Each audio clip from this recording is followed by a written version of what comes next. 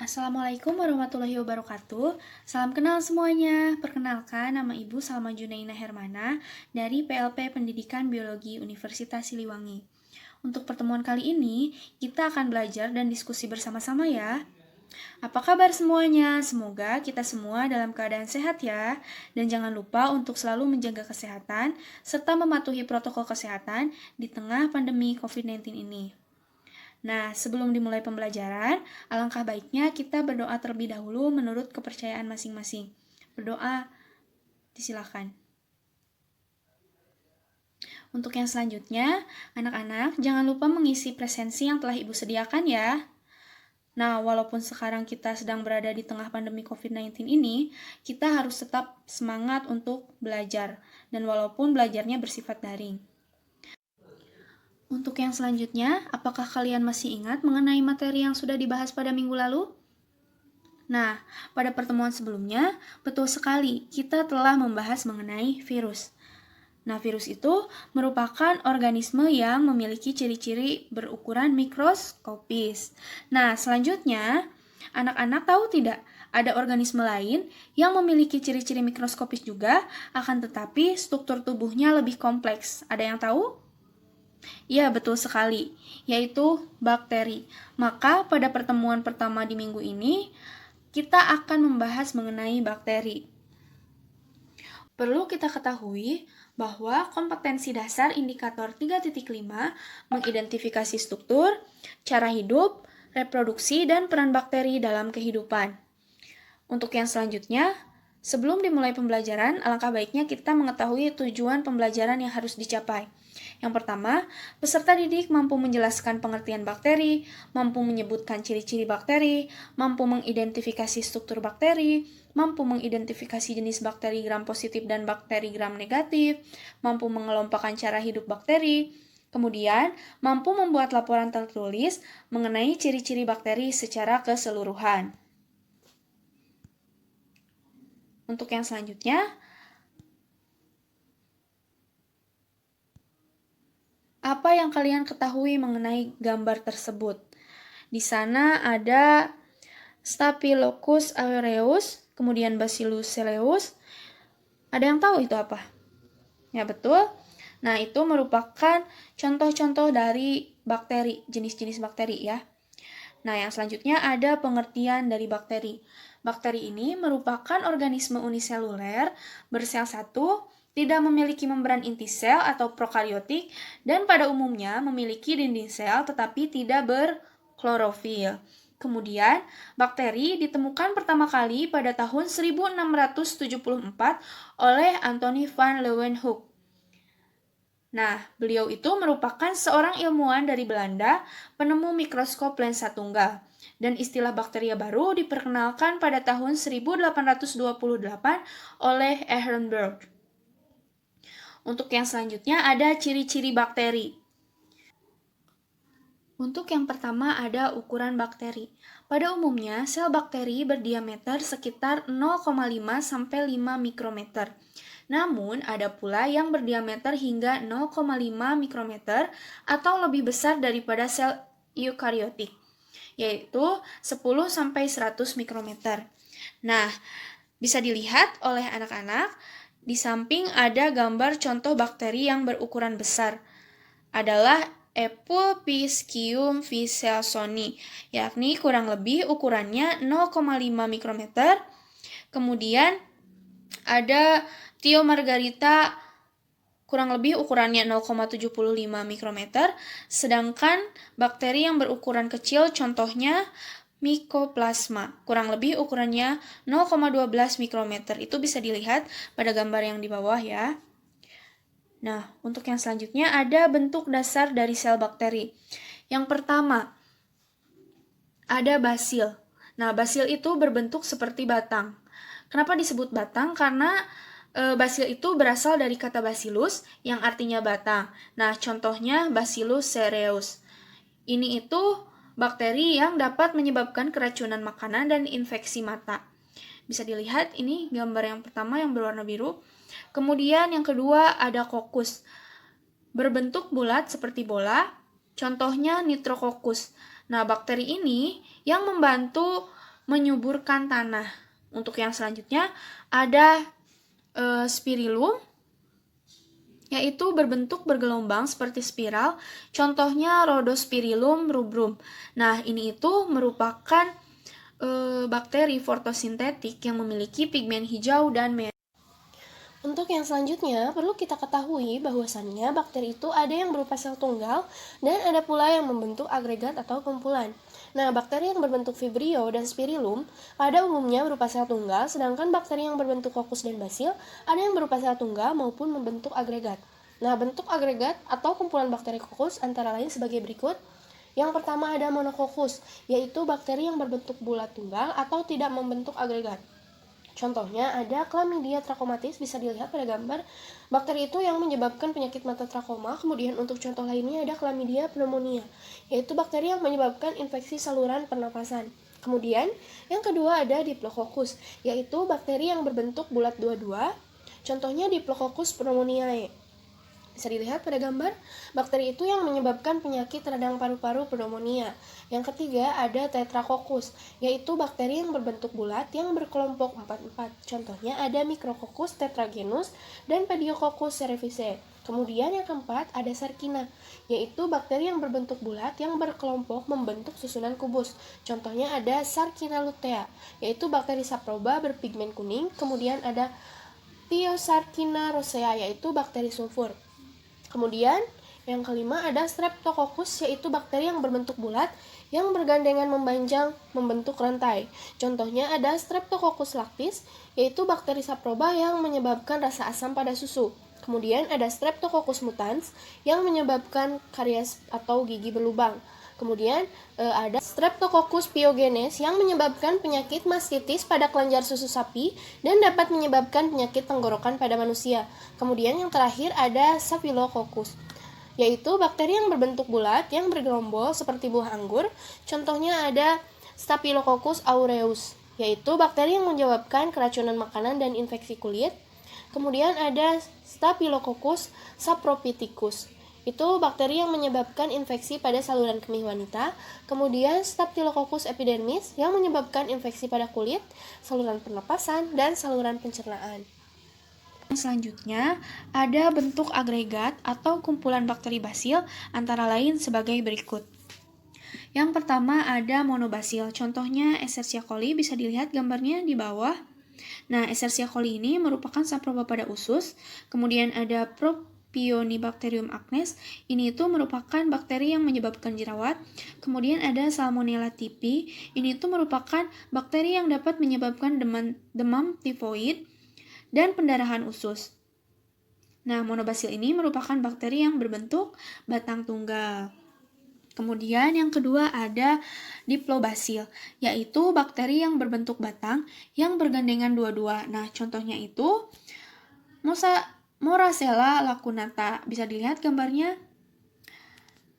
Kemudian yang ketiga ada Streptobacil, yaitu bakteri berbentuk batang yang bergandengan memanjang membentuk rantai. Contohnya ada Streptobacillus moniliformis. Nah, ini itu terdapat pada tenggorokan tikus dan menyebabkan demam gigitan tikus. Untuk yang selanjutnya ada struktur bakteri. Nah, ini merupakan struktur tubuh dari bakteri.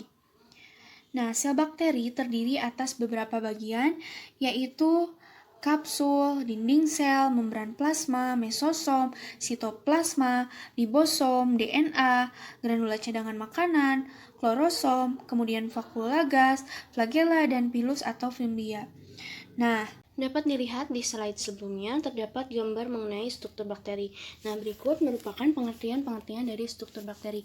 Yang pertama ada kapsul atau lapisan lendir yang merupakan lapisan terluar dari bakteri yang menyelimuti dinding sel. Nah, ketebalan lapisan tersebut bervariasi pada berbagai jenis bakteri. Nah, lapisan yang tebal disebut kapsul, sedangkan bila lapisannya tipis disebut lapisan lendir. Kapsul itu terdiri dari glikoprotein atau senyawa campuran antara glikogen dan protein. Kemudian, lapisan lendir tersusun atas air dan polisakarida. Nah, kapsul dan lapisan lendir berfungsi sebagai pelindung menjaga sel agar tidak kekeringan dan membantu pelekatan dengan sel bakteri lain atau pada substrat. Kemudian yang kedua ada dinding sel. Nah, dinding sel ini berfungsi untuk mempertahankan bentuk sel, memberikan perlindungan fisik dan menjaga sel agar tidak pecah dalam lingkungan yang hipotonis. Nah, dinding sel bakteri tersusun dari senyawa peptidoglikan atau suatu polimer yang terdiri atas gula yang berkaitan dengan polipeptida pendek. Nah, ketebalan lapisan peptidoglikan ini memiliki variasi. Kemudian yang ketiga ada membran plasma, tersusun dari senyawa fosfolipid dan protein yang bersifat selektif permeable atau dapat dilewati oleh zat-zat tertentu. Nah, membran plasma ini berfungsi untuk membungkus sitoplasma dan mengatur pertukaran zat yang berada di dalam sel dan dengan zat di luar sel. Kemudian ada mesosom. Nah, mesosom ini merupakan organel sel yang merupakan penonjolan membran plasma ke arah dalam sitoplasma. Kemudian mesosom berfungsi untuk menghasilkan energi, membentuk dinding sel baru saat terjadi pembelahan sel dan menerima DNA pada saat konjugasi. Kemudian yang selanjutnya ada sitoplasma. Sitoplasma ini merupakan cairan koloid yang mengandung molekul organik, yaitu lemak, protein, karbohidrat, serta garam-garam mineral, kemudian enzim, DNA, klorosom atau pada bakteri fotosintetik, dan ribosom. Nah, sitoplasma ini berfungsi sebagai tempat terjadinya reaksi-reaksi metabolisme. Kemudian yang selanjutnya ada ribosom. Nah, ribosom ini tersusun dari senyawa protein dan RNA. Kemudian ribosom ini berfungsi dalam sintesis protein. Jumlah ribosom dalam suatu sel bakteri dapat mencapai ribuan, misalnya pada Escherichia coli yang memiliki sekitar 15.000 ribosom. Yang selanjutnya ada DNA. Nah, bakteri memiliki dua macam DNA, yaitu DNA kromosom dan DNA non-kromosom atau plasmid. DNA kromosom ini merupakan materi genetik yang menentukan sebagian besar sifat-sifat metabolisme bakteri, sedangkan DNA non-kromosom atau plasmid hanya menentukan sifat-sifat tertentu, misalnya sifat patogen, sifat fertilitas, dan sifat kekebalan terhadap suatu antibiotik. Kemudian yang selanjutnya ada granula dan vakuolagas. Nah, ini tuh bakteri memiliki granula-granula yang berfungsi sebagai penyimpanan cadangan makanan atau senyawa-senyawa lain yang dihasilkannya. Kemudian untuk vakuolagas hanya terdapat pada bakteri-bakteri fotosintetik yang hidup di air. Nah, vakuolagas juga memungkinkan bakteri mengapung di permukaan air sehingga mendapatkan sinar matahari untuk berfotosintesis. Kemudian yang selanjutnya ada klorosom. Nah, klorosom ini merupakan suatu struktur lipatan di bawah membran plasma yang berisi klorofil dan pigmen fotosintetik lainnya. Klorosom ini berfungsi untuk fotosintesis dan hanya terdapat pada bakteri fotosintetik, misalnya klorobium. Kemudian yang selanjutnya ada flagella. Nah, flagella ini merupakan bulu cambuk yang tersusun dari senyawa protein, terdapat pada dinding sel yang berfungsi sebagai alat gerak. Untuk yang selanjutnya ada jenis bakteri gram positif dan bakteri gram negatif. Dapat dilihat ya anak-anak, ada gambarnya. Nah, pada tahun 1884, seorang dokter dari Denmark, Hans Christian Gram, mengembangkan teknik untuk membedakan jenis bakteri berdasarkan ketebalan lapisan peptidoglikan pada dinding sel dengan sistem pewarnaan. Nah, bakteri diwarnai dengan zat warna violet dan yodium. Kemudian dibilas atau dicuci dengan alkohol dan diwarnai sekali lagi dengan zat warna merah. Nah, apabila bakteri menunjukkan warna ungu, maka dikelompokkan pada jenis bakteri gram positif. Dan apabila bakteri menunjukkan warna merah, maka dikelompokkan pada jenis bakteri gram negatif. Nah, bakteri gram positif adalah bakteri yang dinding selnya menyerap warna violet dan lapisan peptidoglikannya yang tebal. Kemudian, untuk bakteri gram negatif adalah bakteri yang dinding selnya menyerap warna merah dan memiliki lapisan peptidoglikan yang tipis. Untuk yang selanjutnya ada cara hidup bakteri. Agar tetap dapat hidup dan berkembang biak, bakteri memerlukan makanan. Berdasarkan cara memperoleh makanan, bakteri dibedakan menjadi dua, yaitu yang pertama ada bakteri autotrof. Nah, bakteri autotrof ini adalah bakteri yang dapat membuat makanannya sendiri dari senyawa anorganik. Untuk membuat makanannya, bakteri ini memerlukan energi. Nah, berdasarkan asal sumber energi yang digunakan untuk menyusun makanan, bakteri dibedakan menjadi dua lagi, yaitu bakteri fotoautotrof. Nah, bakteri ini merupakan Bakteri yang dapat membuat makanannya sendiri dengan menggunakan energi yang berasal dari cahaya atau melalui proses fotosintesis.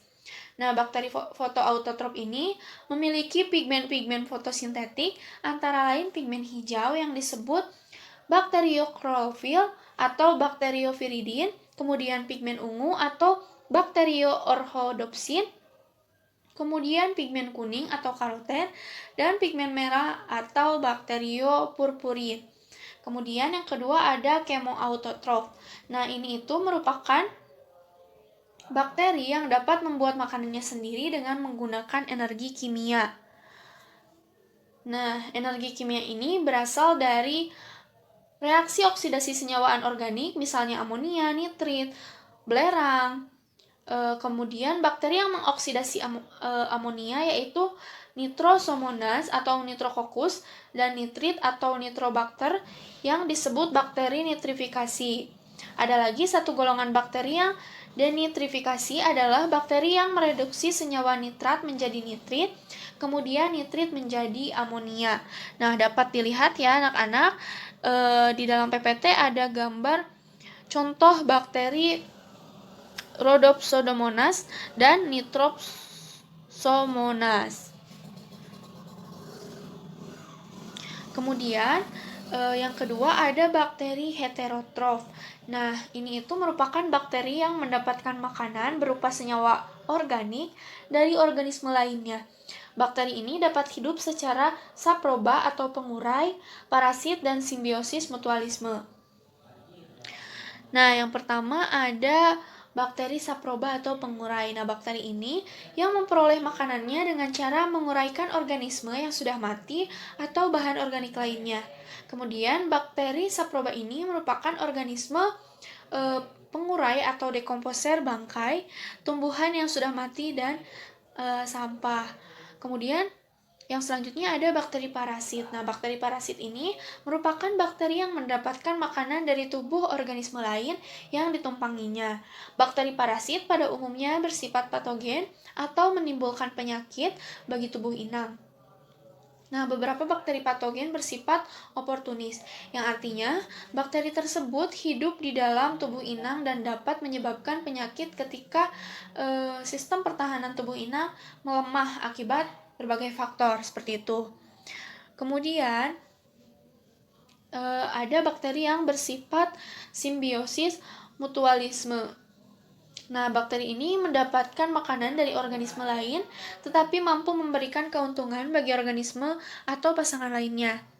Nah, berikut ini adalah gambar contoh-contoh dari bakteri heterotrof. Yang pertama ada Rhizobium leguminosarum. Ini itu merupakan contoh bakteri mutualisme. Yang kedua ada Francisella tularensis. Ini itu merupakan bakteri parasit. Kemudian ada Escherichia coli, merupakan bakteri pengurai selulosa di dalam tanah. Yang selanjutnya, berdasarkan kebutuhannya terhadap oksigen, bakteri dapat dibedakan menjadi 3 golongan, yaitu ada bakteri aerob. Nah, bakteri aerob ini merupakan bakteri yang membutuhkan oksigen untuk hidupnya. Bila tidak ada oksigen, maka bakteri akan mati. Kemudian, bakteri aerob juga menggunakan glukosa atau zat organik lainnya. Yang kedua ada bakteri anaerob fakultatif. Nah, bakteri ini merupakan bakteri yang dapat hidup dengan baik bila ada oksigen maupun tidak ada oksigen. Kemudian yang ketiga ada bakteri anaerob obligat. Ini itu merupakan bakteri yang tidak membutuhkan oksigen dalam hidupnya. Bila ada oksigen, maka bakteri akan mati. Sekian yang dapat Ibu sampaikan. Terima kasih telah menyimak video ini. Kemudian, tugas jangan lupa untuk mengerjakan tes uraian pada link yang sudah dikirimkan. Terima kasih anak-anak. Wassalamualaikum warahmatullahi wabarakatuh.